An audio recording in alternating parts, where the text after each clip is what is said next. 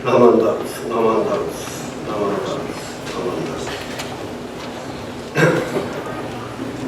morning, everyone. Thank you, Reverend Matt. Thank you for introducing me. Or seeing a young minister like him makes me feel very old. When I was at IBS, he was not born yet. Wow. It's a tremendous honor for me to be invited here as a speaker for your Obon service. It's so nice to be here. I have so many friends here. And last your Rinbans, the former Rinbans, Futaba Sensei, Yukawa Sensei, and Oshita Sensei, they all invited me here quite often. So I made a lot of friends here. And today we are observing Obon service.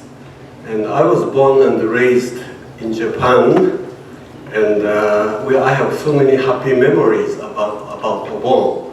Obon, for children, the Obon is the nicest one of the nicest times of the year. We have summer festivals, and relatives get together, fireworks, and all kinds of nice, delicious food. And Obon is a time when our ancestors were supposed to come back to our homes for 1 week. So on the first day of the Obon week, we children burned the barks of a tree, and we chanted, Grandpa, Grandma, Grandpas, Grandmas, come back to our house by this light. That's the first day of the Obon. And the last day of Obon, we chanted, Grandpas, Grandmas, go back to your place by this light. So that's how we sent our ancestors back to the pure land or whatever. And so it's, for children, this, and the Shogatsu and Obon was the nicest times of the year. So many memories, gushes in my mind.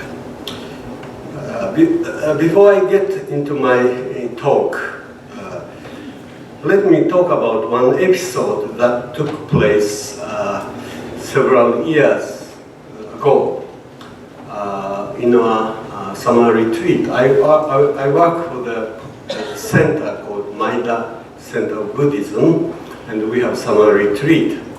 And several years ago, during the summer retreat, I heard that one lady from Seattle was saying, Haneda is no good.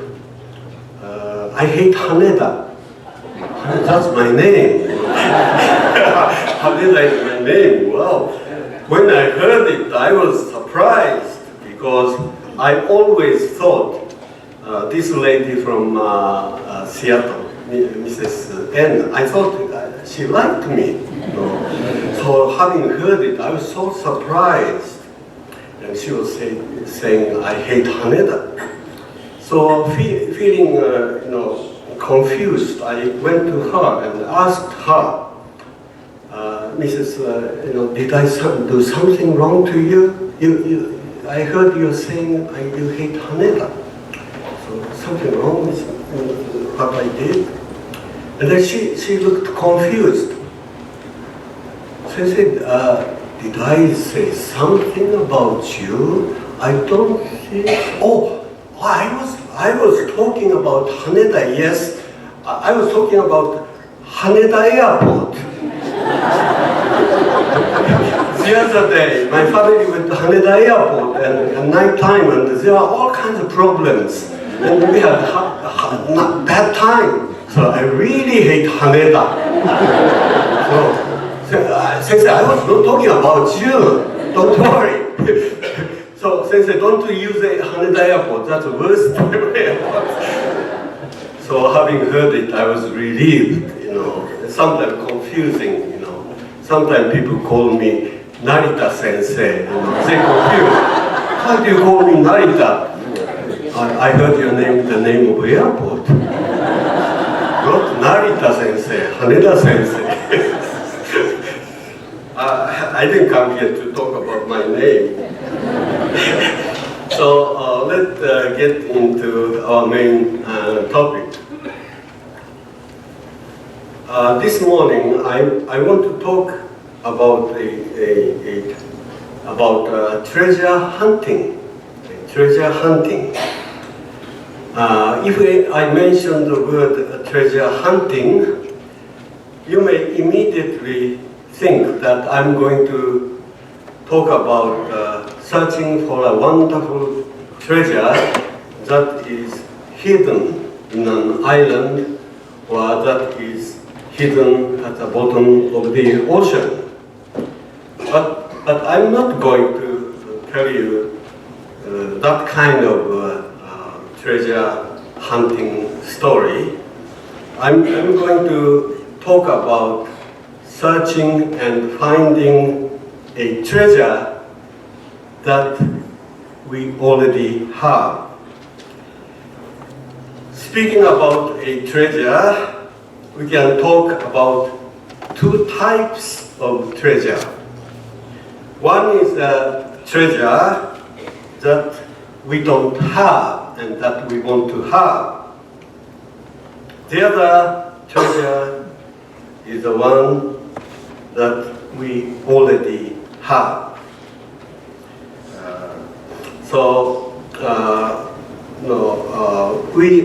We always kind of think of the treasure we don't have and we want to have it. And we seldom think of the treasure that we already have. This morning, I want to talk about the importance of discovering the treasure that we already have. I want to give you a story about three boys. And these three boys did not have a treasure, and they thought they didn't have the treasure, and they seriously searched for it for a long time. And eventually, they realized that they already had the treasure. The story goes like this. Once upon a time, a father and his three boys lived in a village. They were farmers. The father became old and sick. The time of his death approached, and he called his three sons to his deathbed. The father said, "Oh, my boys, I'm going to die now. So I want to tell you something before I die. There is a tremendous treasure buried and hidden in our farmland. I want you to discover it. If you keep searching for it, you will surely discover it." Having said so, he passed away. After burying their father, the three boys immediately went out to the farmland and started digging the land with shovels and hoes. They thought that they could find things like gold coins and precious stones. Every day they dug and dug, but they could not find anything. They could not find even a coin. After digging up the land, they thought that it was wasteful to leave the land as it was, so they scattered seeds of various fruits and vegetables. And they kept on digging and digging, but they could not find any treasure, not even a coin. Spring passed and summer passed, but they could not find anything. and fall came. With the coming of fall, they had a tremendous amount of crop, since they had scattered seeds in spring. They harvested all kinds of fruits and vegetables. And finally, winter came. One winter evening, those three sons gathered around a fireplace. They talked about their father's words. They wondered, did our father tell us a lie? He said that there was a tremendous treasure buried in our farmland. Although we have searched for it, we couldn't find it. We have not been able to find even a coin. Did our father tell us a lie? Then the oldest son suddenly stood up and shouted, No, our father didn't tell us a lie. He told us that at his deathbed that a tremendous treasure was hidden in our farmland. He knew what he meant. But we have misunderstood him. We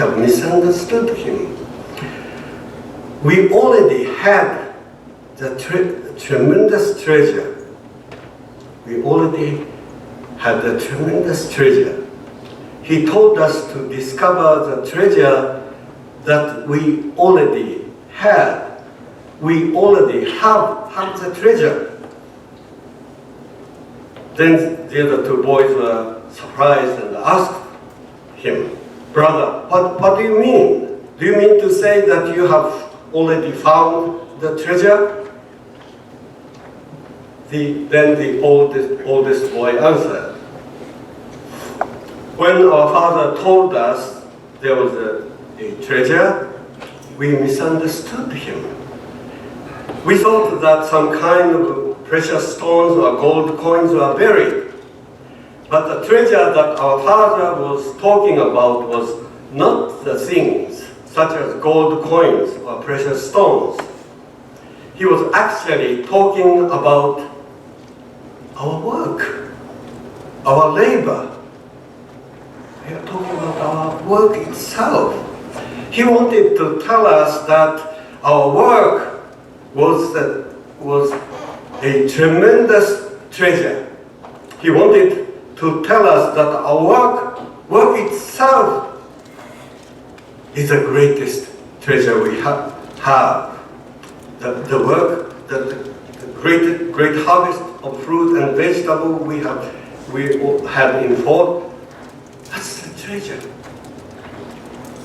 Our Father wanted us to discover the preciousness of our work. Although that was what he meant by the word treasure, we misunderstood him. Although we had already had the wonderful treasure, we thought we didn't have it and kept on looking for it for a whole year. Our Father knew what he meant, that we misunderstood him. The other two boys said, Brother, you are quite right. That's what our father meant. From the next day, they stopped looking for the gold coins and they started to enjoy their work. They started to really appreciate the work. That's the end of the story. Initially, those boys thought that there would be treasure like gold coins and precious stones. They dreamed about them and kept on digging and searching for them. Initially, they dug and labored for the treasure. The digging, the labor or work was designed for obtaining the treasure. Digging was a means for an end. Digging was a process for attaining the goal. But when they realized that there was no such treasure that they had dreamed, they learned that the real treasure was digging itself, labor itself. They realized what they thought as a means was actually the goal. What they thought as means was actually the goal. What they thought as a process was actually the goal. Process was the goal. Grammatically speaking, all these words like working, laboring, tilling, and digging, all these words are in the present progressive form. These words all have the same ending, ing, working, laboring, ing. This ing is the most important thing. The three boys learned that the real treasure was ing. It was working, laboring, tilling, and digging. The three boys discovered the preciousness of something they already had. I say that ing is a treasure. It is a treasure. Ing is a treasure we already have. I say so because the Dharma is the ing. Dharma means the truth of impermanence. Dharma means the truth of continuous flow of life. It means ing. See, Dharma does not exist in the future, or does not exist in the future goals. Dharma is always, ing is always here now. Dharma always exists in ing. Dharma is ing. Dharma exists in our present action, in our action.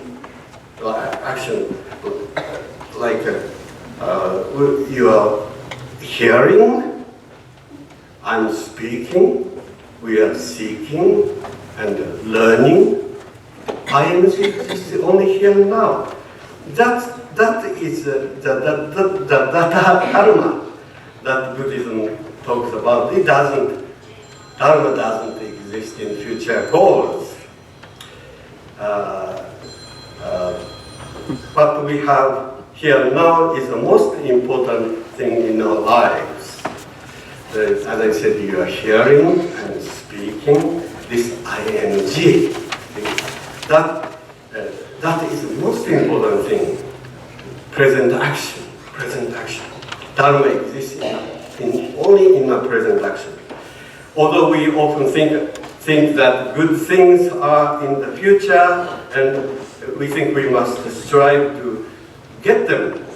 But our Buddhist teachers tell us that the most important thing is something we already have. They teach us that we must discover it, something we already have. Shinran Shonin talks about Nembutsu. We say Mandabutsu, that's called Nembutsu. What is Nembutsu? Nembutsu is not a means to get something in the future. Okay? Shinran says Nembutsu is not a means. Nembutsu is goal in itself, has goal in itself.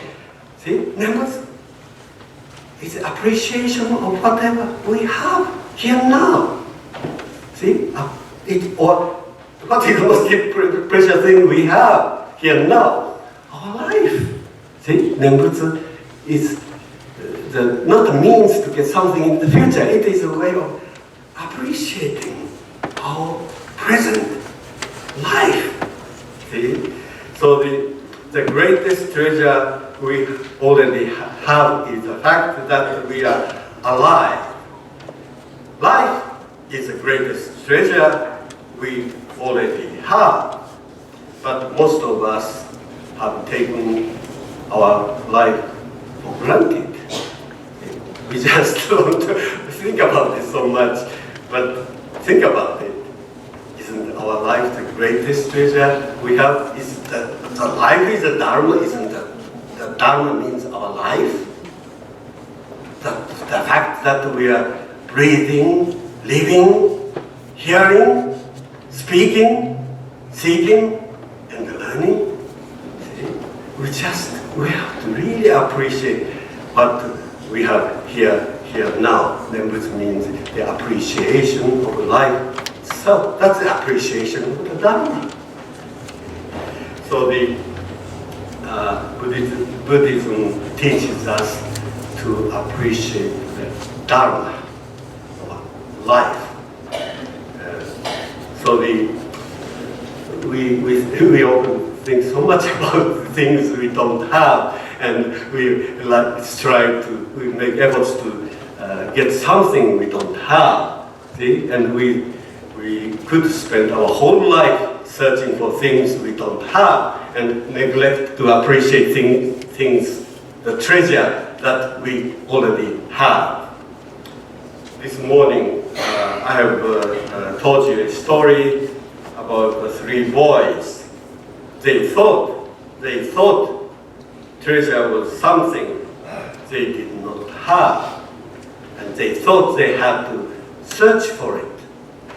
But finally, they realized that the real treasure was something they already had, and they really started to appreciate ing, working, laboring, tilling, digging.